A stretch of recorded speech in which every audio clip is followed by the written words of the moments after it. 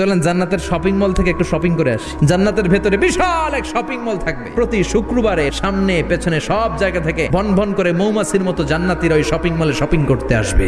ইচ্ছে মতো দেদারসে পোশাক কিনবে, ইচ্ছে মতো শপিং করবে, টাকা দেয়া লাগবে না, ক্রেডিট কার্ড লাগবে না। সুবহানাল্লাহ পড়েন। জান্নাতে যারা ঢুকবে তাদেরকে রেশমের তৈরি পোশাক দিয়ে পোশাক বানিয়ে দেওয়া হবে। সবুজ মিহি সিল্কের রেশমি কাপড় দিয়ে ড্রেস আপ করা হবে, যেটার মধ্যে স্বর্ণ দিয়ে এমব্রয়ডারি করা ডিজাইন থাকবে। সর্বপ্রথম জান্নাতীদেরকে কি খাওয়ানো হবে জানেন? মাছের ভুনা কলিজা। খাইতে খাইতে শেষ।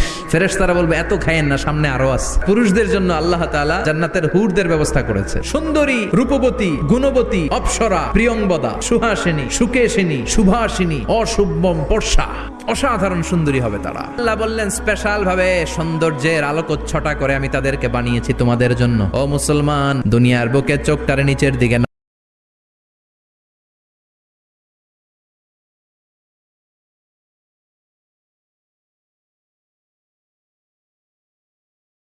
সবাই হয়তো বুঝতে পারেন না, যারা কিছু এলমি ইস্তেদাদ আছে, মাদ্রাসায় পড়ালেখা আছে, তারা হয়তো কিছু বুঝছেন। আলহামদুলিল্লাহ, খুব গুরুত্বপূর্ণ আলোচনা।